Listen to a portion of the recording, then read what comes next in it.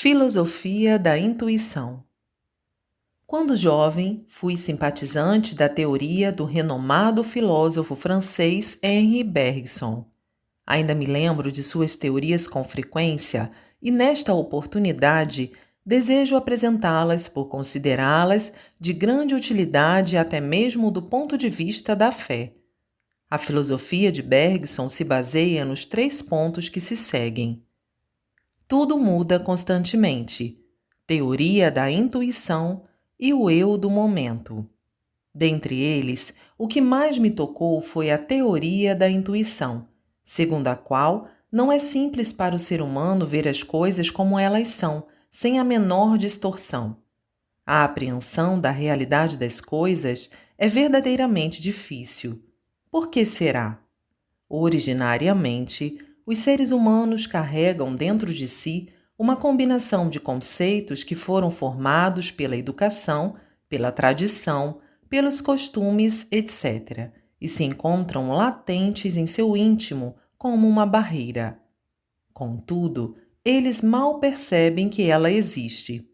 Por essa razão, no momento em que observam as coisas, essa barreira atrapalha. No caso, por exemplo, de analisarem as religiões novas, eles afirmam que todas são religiões falsas e supersticiosas, heréticas ou fraudulentas, mas isso é devido à interferência dessa barreira. As pessoas de hoje são constantemente influenciadas pela opinião dos repórteres por meio da leitura de jornais e revistas. Por intermédio da audição, sofrem a influência de rádios e escutam boatos, o que contribui para tornar a referida barreira ainda mais sólida. Mesmo presenciando o milagre da cura de uma doença pela fé que o médico foi incapaz de resolver, não conseguem aceitar o fato sem relutância. Antes de mais nada, ocorre-lhes a desconfiança, mas isso também é devido ao bloqueio. No centro deste, existe uma concepção de que a medicina é que cura as doenças. Por conseguinte, se vier a ocorrer a cura, dizem que foi em razão do momento propício para tal. Assim, todos nós sabemos, por experiência vivida, que a barreira cria inúmeros pretextos e distorce a realidade. Nesse sentido, é a filosofia da intuição que corrige os equívocos em que o ser humano facilmente incorre, ou seja, possibilita que o eu se mantenha aberto para observar os fatos, livre das influências da barreira. Para tanto, eu aconselho as pessoas a vivenciar o eu do momento, pelo motivo de que a impressão imediata, captada pela intuição ao se ver algo, não constitui erro, já que aquela é a essência daquilo que foi observado. Portanto, caso testemunhem a cura de uma grave doença, devem acreditar nela sem relutância, pois esta é a correta visão. O fato de as pessoas considerarem impossível a cura de doenças por meio de algo invisível, semelhante ao nada, sem o auxílio de aparelhos ou remédios, significa que elas estão bloqueadas pela barreira. A hipótese de alguém afirmar isto é uma superstição e não existe tolice maior, significa que a barreira dessa pessoa colaborou para aumentar o obstáculo. Portanto, devemos estar bastante atentos para esse ponto. O que apresentei é uma pequena noção da teoria da intuição. A seguir, vejamos a teoria tudo muda constantemente, que significa que todas as coisas estão em constante mudança. Por exemplo, nós, hoje, não somos os mesmos que fomos ontem, pois, sem dúvida, estamos diferentes em algum ponto. Da mesma forma, somos diferentes do que fomos há 5 minutos. O mundo de ontem também não é o mesmo de hoje. Evidentemente, isso ocorre igualmente com a sociedade, com a cultura, bem como com as relações internacionais. Assim sendo, o ser humano deve manter a visão clara sobre as mudanças, e esta é a maneira correta de ver as coisas. Por essa lógica, As pessoas deveriam mudar igualmente sua forma de ver e pensar a religião e a cultura. No entanto, como julgam as religiões novas, utilizando-se da visão sobre as religiões formadas há centenas ou milhares de anos, é natural que não atinjam o discernimento correto. Este é o significado da teoria Tudo muda constantemente. Coletânea, Séries de Kahn, volume 12, em 30 de janeiro de 1950. Novamente a respeito de Bergson. Outrora, escrevi a respeito do renomado filósofo francês Henri Bergson. Como tive vontade de referir-me novamente a ele, vou fazê-lo a seguir. Isso se dá porque me perguntam várias coisas, mas poucas pessoas captam com facilidade o significado do que eu digo. Apesar de serem assuntos de fácil compreensão, dificilmente as pessoas compreendem. Embora tenham considerável grau de instrução, como não se convencem, cito vários exemplos com explicações minuciosas e, assim, finalmente elas entendem. Nessas ocasiões, o que me vem sempre à lembrança é a filosofia de Bergson. Analisando por que as pessoas não assimilam assuntos tão simples, posso afirmar que o motivo é o que se segue. Creio que isso se dá pelo fato de elas não vivenciarem o eu do momento da teoria de Bergson. Evidentemente, elas nem devem estar cientes disso. Quando o ser humano começa a ter noção das coisas à sua volta, ouve várias coisas, e as tradições e os conhecimentos lhe são incutidos por meio dos estudos até a fase adulta. Segundo a teoria de Bergson, isso tudo se transforma em uma espécie de bloqueio da mente. Por essa razão, mesmo ouvindo a respeito de diferentes teorias, esse bloqueio impede a entrada de outras teorias no pensamento, sonem da pessoa. No entanto, se este estiver livre de barreiras, a teoria penetra no pensamento sem dificuldades e a compreensão é alcançada de imediato. É com razão que se fala sobre nos tornarmos uma folha de papel em branco. Contudo, parece que quase não existem pessoas que percebem a existência das referidas barreiras.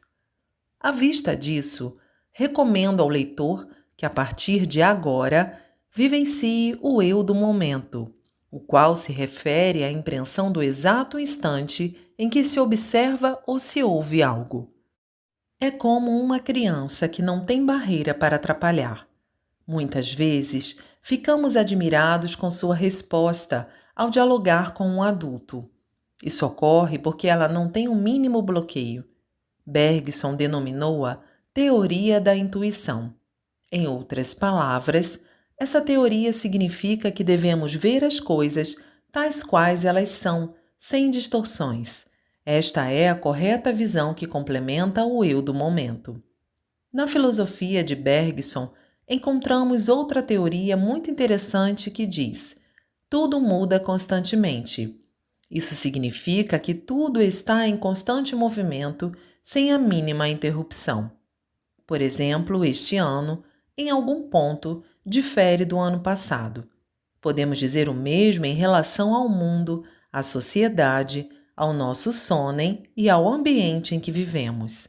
Sem dúvida, existe diferença entre a minha pessoa de ontem e a de 5 minutos atrás.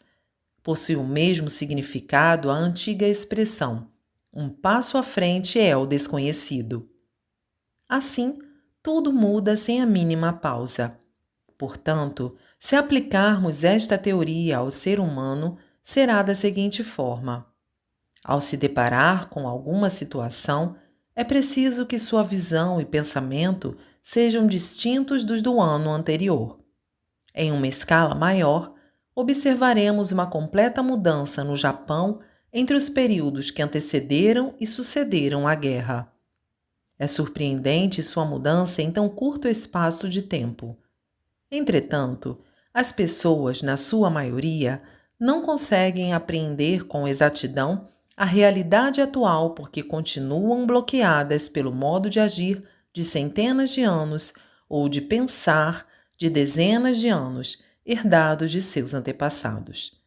Creio que a essas pessoas são atribuídas as denominações de conservadoras e antiquadas, por se manterem estagnadas enquanto tudo flui, em mudança constante. Elas acabam sendo deixadas para trás e terão um destino infeliz. Basta uma reflexão com base na teoria de Bergson para entendermos o motivo da inatividade das religiões tradicionais. Por conseguinte, mudar sempre, em concordância com a teoria, tudo muda constantemente, sem se desviar o mínimo dela, vem a ser também a ação de Kanzeon Bosatsu. Essa divindade é igualmente denominada de Oshin Miroku, que significa mudar sempre, pois Oshin quer dizer reagir com o corpo, isto é, responder de forma livre e desimpedida ao mundo exterior. A denominação Mugeku Nyorai tem o mesmo significado. Em suma, significa que aos idosos devemos dirigir palavras adequadas a eles, às senhoras e às crianças falar de modo suave e delicado, aos intelectuais expressar-nos de forma culta e ao povo em geral de forma simples. Por conseguinte, basta que conversemos com quem quer que seja de modo que as pessoas nos ouçam com prazer, compreendendo e interessando-se pelo que dizemos. Se recomendarem a fé às pessoas com base nessa orientação, os resultados serão surpreendentemente satisfatórios. Jornal Eiko, número 113, em 18 de julho de 1951. Ter ou não ter Makoto? Sinceridade. Gostaria de escrever sobre um método simples para saber se a pessoa tem ou não Makoto. Quem o possui respeita e honra, sobretudo, seus compromissos. As pessoas, em geral, não pensam que cumpri-los ou não seja importante. Na realidade, porém, não deveriam proceder dessa maneira, pois o fato de não honrá-los significa enganar o próximo e isto constitui uma espécie de pecado. Entre os compromissos, o mais negligenciado é o que se refere ao horário. Pensemos no que ocorre quando não somos pontuais. Uma vez que a pessoa nos espera contando com nossa presença, o aborrecimento e a impaciência causam-lhe um grande sofrimento. Assim como bem demonstra o provérbio, pior do que ser esperado é esperar os outros. É necessário levar em consideração o estado de espírito daquele que aguarda. Quem não pensa dessa forma é porque não possui Makoto, e isso acaba anulando as demais qualidades. Por conseguinte, como fiéis de Deus, não negligenciem o cumprimento dos compromissos e respeitem os horários. Se não conseguirem agir dessa maneira, serão reprovados na fé. Senhores fiéis, gravem isso no fundo do coração e jamais se esqueçam disso. Jornal Hikari, número 47, em 28 de janeiro de 1950. Aura e ondas espirituais. Já falei a respeito do misterioso raio de luz utilizado como o poder de curar doenças, mas desejo explicar de forma ainda mais minuciosa. O corpo espiritual do homem possui a mesma configuração do corpo carnal, sendo que a única diferença é que no corpo espiritual existe uma veste que no Ocidente é denominada aura, a qual se irradia do corpo espiritual incessantemente em forma de ondas de luz. É exatamente como se fosse a veste do corpo espiritual, e é por isso que tem esse nome. Geralmente sua cor é branca, mas dependendo da pessoa, apresenta-se levemente roxa ou amarelada. A diferença de espessura é enorme, normalmente é de 3 centímetros e no enfermo é fina. De acordo com a gravidade da doença, a aura vai se estreitando cada vez mais e, no momento em que antecede a morte, desaparece. A expressão popular "parece que fulano está com a sombra da morte na face" é devido à sua aura que se apresenta fina. Nas pessoas saudáveis, ao contrário, ela é grossa e nas virtuosas ainda mais, assim como suas ondas de luz são mais intensas. Nas criaturas admiráveis é muito mais espessa, sendo extraordinariamente densa nos santos.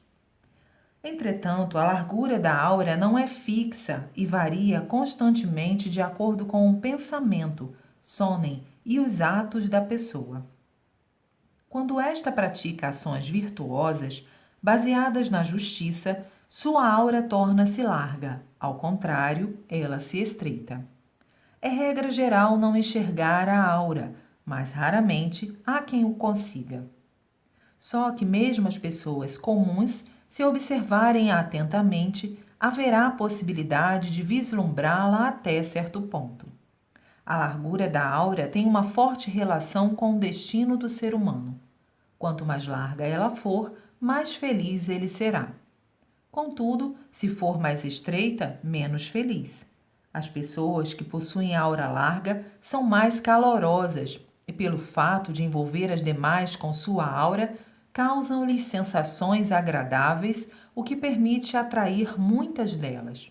Por outro lado, no contato com as que têm aura estreita, temos a sensação de frieza, de desconforto e de isolamento.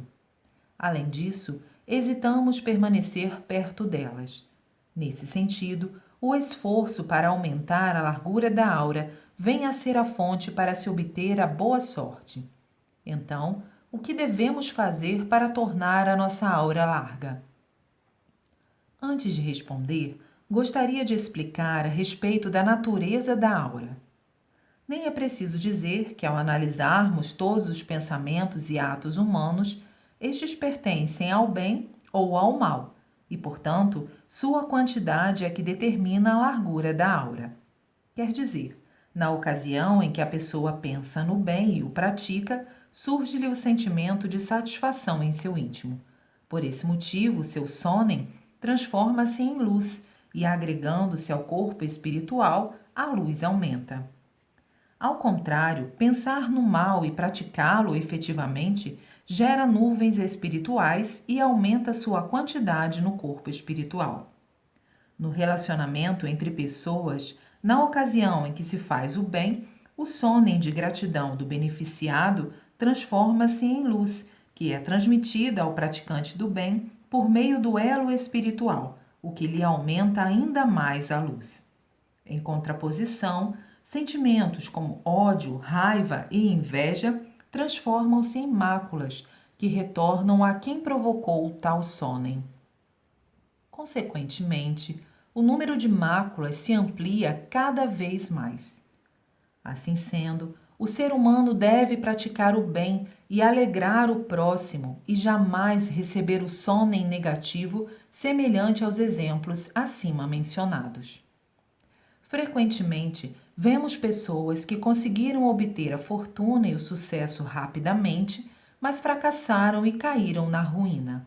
A causa reside no que acabei de dizer. Considerando que o motivo do sucesso repentino está na capacidade e no esforço próprio, essas pessoas gradativamente caem na presunção e na vaidade, ficam egoístas e arrogantes e vivem uma vida de luxo. Como resultado da concentração de nuvens espirituais decorrentes de ódio, raiva e inveja, sua aura vai perdendo a luz e afinando e acaba sobrevindo à ruína. O motivo da decadência de famílias renomadas de várias gerações e de milionários se dá igualmente pelo fato de os mesmos terem alcançado posições de alto nível graças às benesses recebidas da sociedade e do país, razão pela qual deveriam ter retribuído.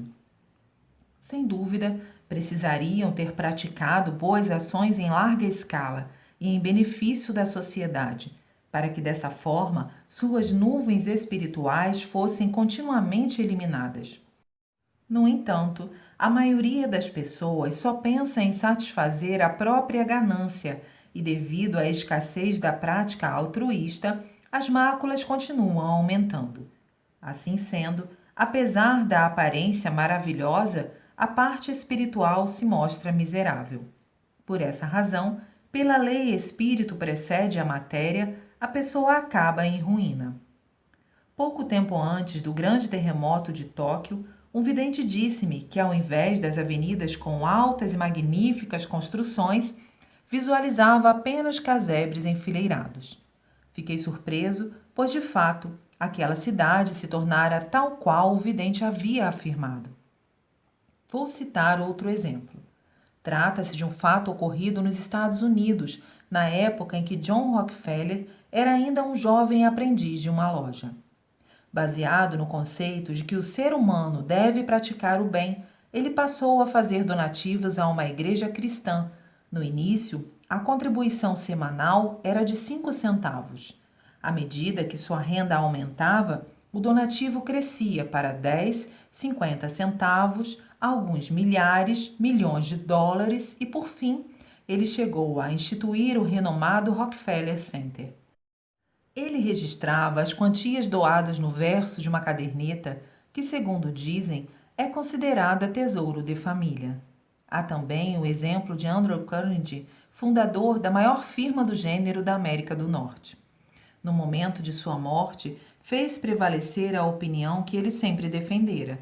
Destinou a maior parte de sua fortuna, avaliada em bilhões de dólares, às obras de assistência social. Para o herdeiro, deixou apenas US$ 1 milhão e a educação universitária garantida. A propósito, o grande psicólogo alemão Hugo Münsterberg elogia em sua obra The American People o caráter desse milionário, que não deixou uma grande herança para os descendentes. Em sua narrativa, Münsterberg consta que só no ano de 1903 as doações do milionário americano às universidades, bibliotecas, institutos de pesquisas somaram mais de 10 milhões de dólares, sendo que as doações anônimas teriam superado essa quantia em várias vezes. Logo após a Primeira Guerra Mundial, Andrew Carnegie doou uma quantia extraordinária e, graças a uma parte dessa importância, as áreas científicas e acadêmicas da Alemanha foram revitalizadas. A publicação da grande pesquisa, a primeira do mundo, a respeito das guerras e dos crimes, realizada pelo professor Moritz Lippmann, 1857-1950, entre outras pessoas, foi possível graças a essa ajuda. Dizem que tais pesquisas inestimáveis contribuíram imensuravelmente para a felicidade mundial. Ao pensar em tais fatos, posso compreender o motivo da tão ampla prosperidade alcançada pelos Estados Unidos. No entanto, os grandes conglomerados financeiros do Japão foram excessivamente egoístas, e acredito que o motivo da sua queda não é mera coincidência. E ainda, quanto mais estreita for a aura, mais sujeita estará a pessoas desgraças e ao infortúnio. A razão é que, em virtude das nuvens espirituais, o cérebro fica embotado, o raciocínio falha, a força de decisão diminui e a pessoa não consegue ter uma previsão correta das coisas. Por conseguinte, ela se precipita sonhando com um sucesso temporário. Nessa situação, até pode alcançar algum sucesso, mas ao longo do tempo, com certeza, acaba fracassando. Nesse sentido, se a política de uma nação encontra-se ruim, é devido ao fato de a aura de seus governantes se encontrar estreita, assim como a do povo, que sofre as consequências da má política. Por esse motivo, realmente não há o que se fazer. Aqueles que têm grande quantidade de nuvens espirituais, as purificações ocorrem com facilidade e por isso estão sujeitos a frequentes doenças e padecimentos. Aqueles que sofrem acidentes de trânsito apresentam uma aura estreita. Quem tem a aura larga, em qualquer situação, consegue livrar-se do perigo. Por exemplo, por ocasião de um acidente com um veículo, o espírito deste se chocará com a pessoa cuja aura se encontra estreita. Contudo, não ocorrerá o choque se a aura estiver larga. Nesse caso, mesmo se a pessoa for arremessada longe, nada sofrerá em decorrência da elasticidade de sua aura. Refletindo sobre o exposto, podemos concluir que o único meio de a pessoa se tornar afortunada é praticar a virtude e aumentar a largura de sua aura. Existem criaturas que se resignam diante da má sorte, dizendo que são azaradas de nascença. Sinto pena delas, pois a causa disso reside no desconhecimento do motivo acima referido. Além do mais, quanto mais larga for a aura dos praticantes do tratamento da nossa igreja, melhor será o resultado da cura das pessoas. Salvando o maior número de pessoas, maior será a quantidade de agradecimentos que receberão, o que fará aumentar a espessura da aura e obter excelente resultado. Dentre os meus discípulos, muitos são assim. Evangelho do Paraíso, em 5 de fevereiro de 1947. Bondade e cortesia. Ao observar as pessoas da atualidade, acredito que a bondade e a cortesia são as qualidades que mais faltam a elas. Vou tecer comentários sobre o assunto, tomando a nossa igreja como base. Existe um critério que permite avaliar a evolução da fé e o polimento da alma. Essa avaliação não é tão complicada quanto parece. Antes de mais nada, a pessoa passa a abominar o conflito, depois torna-se bondosa e cortês. Possui alma polida, aquela que demonstra esse tipo de sentimento e postura, pois este ponto é o que mais evidencia o valor da fé. Uma pessoa assim será estimada e respeitada por todos, e suas atitudes se tornarão uma silenciosa divulgação de fé. Ao observar o mundo contemporâneo, notamos a demasiada escassez de bondade e cortesia. Por toda parte, existem pessoas que estão sempre à procura dos defeitos alheios, odiando e repreendendo o próximo. Infelizmente, presenciamos fatos realmente repugnantes. Podemos dizer que, sobretudo, a cortesia é realmente escassa nas pessoas da atualidade. Por serem egoístas, exibicionistas e argumentadoras, não se importam muito em serem malquistas pelos outros. Por conseguinte, não há outra forma de interpretar senão que o liberalismo excessivo as tornou adeptas do egocentrismo. O mais vergonhoso é revelar os segredos das pessoas e defender ideias de exclusão, demonstrando uma grande falta de empatia. Com o aumento de pessoas dessa natureza, a sociedade torna-se sombria e fria, crescendo cada vez mais o número de pessimistas com relação à vida. Ultimamente, a quantidade de suicidas é grande, mas será que a causa não estará neste ponto? Assim sendo, a verdadeira civilização resultará do crescente número de pessoas que agem conforme o cavalheirismo inglês ou a filantropia americana. Dessa maneira, a ética social permitirá a formação de uma sociedade agradável e boa de se viver.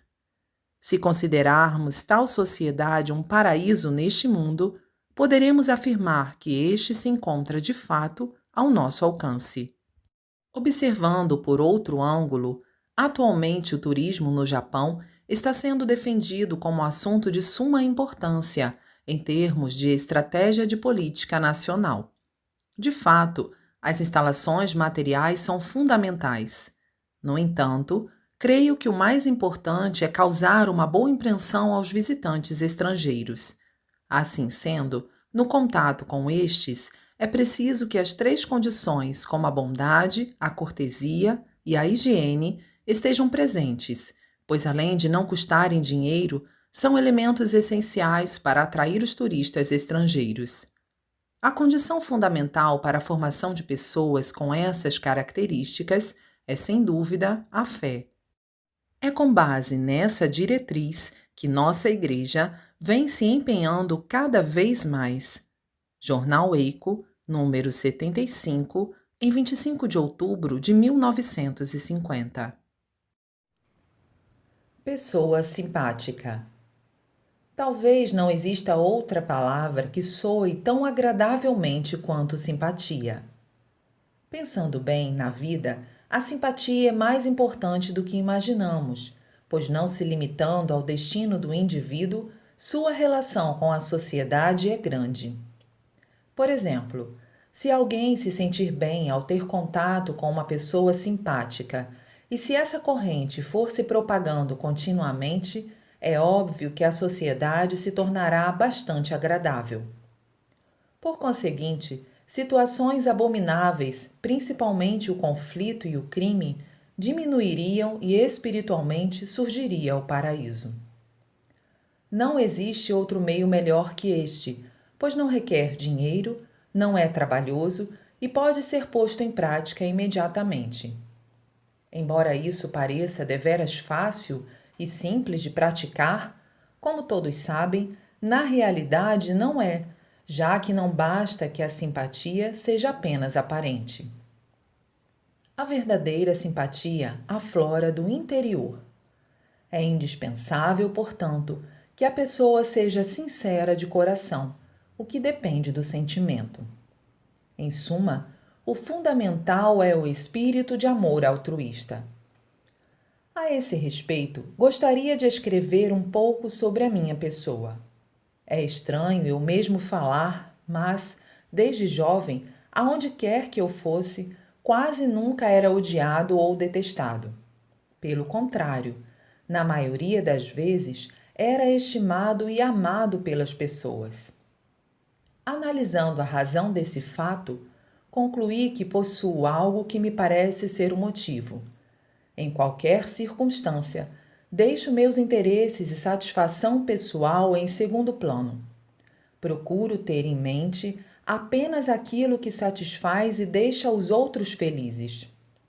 Ajo assim, não por razões morais ou religiosas, mas naturalmente. Ou seja, esta é a minha natureza.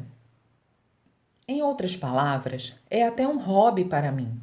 Por essa razão, muitos dizem que possuo uma personalidade privilegiada, e é possível que tenha mesmo. Depois que me tornei religioso, obviamente essa característica se intensificou. Então, quando vejo uma pessoa sofrendo por doença, não consigo ficar parado e impassível e sinto vontade de curá-la a qualquer custo. Ministro-lhe Jorei, ela é curada e fica feliz. Ao ver sua alegria, esta se reflete em mim e eu me sinto feliz também. Por ser assim, no passado, criei inúmeros problemas e sofri muito. Mesmo quando percebia que não havia mais chance de cura e que deveria desistir logo, atendendo às súplicas por parte da própria pessoa e sua família, eu cedia e, não pesando os prós e os contras, persistia nas visitas, ainda que fossem em locais distantes. Gastava tempo e dinheiro e, no final, o resultado não era bom. Desapontava a todos e muitas vezes recebia queixas e era odiado. Sempre que isso ocorria, eu me censurava, achando que deveria tornar-me menos sensível. Minha personalidade me ajudou muito também na construção do protótipo do paraíso terrestre e do Museu de Belas Artes. Portanto, creio que ela me tenha sido atribuída por Deus. Por exemplo, quando estou diante de uma magnífica obra de arte ou de uma paisagem maravilhosa, não vejo graça nenhuma em apreciá-las sozinho e até fico incomodado. Nasce em mim o desejo de mostrá-las e de entreter o maior número de pessoas possível.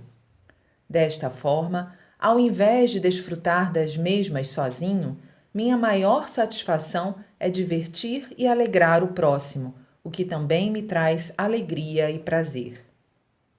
Por Meishu Sama, em 21 de abril de 1954. Alicerce do Paraíso, volume 4. Teoria sobre os efeitos contrários. Ao observar as pessoas em geral, Há aquelas que não obtêm resultados satisfatórios naquilo que executam com esforço ou naquilo que realizam acreditando que seja um bem. Isto ocorre porque desconhecem totalmente a teoria dos efeitos contrários, ou melhor, falta-lhes discernimento a respeito daquilo que vai além da razão. Vou explicar a respeito disso. Aquele que ler e entender essa teoria poderá obter um ganho inesperado. Apresentarei alguns exemplos. O fato a seguir tem se passado com frequência entre os fiéis que estão na posição de ministro. Baseado no pensamento de se valorizar, eles tentam mostrar-se mais elevados, mais importantes do que realmente são. Contudo, ao manifestarem seu verdadeiro interior, pelo contrário, deixam de ser vistos como importantes. Por essa razão, aqueles que mantêm uma atitude moderada e se sentem satisfeitos em ser modestos, ao contrário, passam a ser vistos como pessoas dignas de consideração. Existem também os que gostam de contar seus sucessos, o que desagrada aos ouvintes. A exibição é condenável. Quem expõe os fatos tal qual eles se apresentam granjeia maior simpatia, e seu modo moderado de falar o enobrece perante o ouvinte. Ao ajudar alguém, deve-se evitar falar como se estivesse vendendo favores, pois isso só serve para diminuir o apreço das pessoas. Conforme vemos pelos exemplos acima, em tudo há os efeitos contrários. Por essa razão, devem levar em consideração essa realidade, pois assim procedendo, o resultado será, em geral, melhor do que se esperava. Certa vez, cedi à insistência de um visitante a quem vinha evitando e concedi-lhe uma entrevista. Ele perguntou-me: qual é o Deus da Igreja Messiânica Mundial? Ignoro-o completamente, respondi. Então, ele tornou a interrogar-me. Meixo-sama, o senhor prevê todos os acontecimentos, não é? Eu nada sei, porque não sou Deus, disse-lhe. Parece-me que ele se decepcionou e nunca mais voltou. Da mesma forma, nas ocasiões em que desejo comprar um terreno e a pessoa quer vendê-lo, pergunto-lhe o preço. Querendo tirar proveito, diz um preço bem alto. Então, não demonstro qualquer interesse e fico aguardando. Dias depois, ela vem à minha procura toda ansiosa. Aí, informo-lhe que não quero mais adquirir o terreno. A pessoa acredita no que eu disse e passa a me oferecer um preço mais acessível. Outrora, apareciam muitas pessoas que queriam me enganar e extorquir dinheiro. Nessas ocasiões, antes que tocassem no assunto, eu lhes indagava se não conheciam alguém que pudesse emprestar-me dinheiro, porque eu estava muito necessitado. Então, elas acabavam se retirando, sem mencionar o motivo que as trouxera até mim. Há igualmente ocasiões em que, ao ver uma pessoa que tem qualidades e que futuramente poderá ser útil, intencionalmente trato-a com frieza. Nesse momento, ao invés de se tornar desinteressada e negligente, ela passa a mostrar empenho ainda maior e a realizar ótimos trabalhos. É justamente essa pessoa confiável que eu procuro utilizar em uma posição importante. Muitos outros exemplos poderiam ser citados, mas ressalto que considerar a teoria dos efeitos contrários é de grande utilidade a todos. Jornal Eico, número 124, em 3 de outubro de 1951.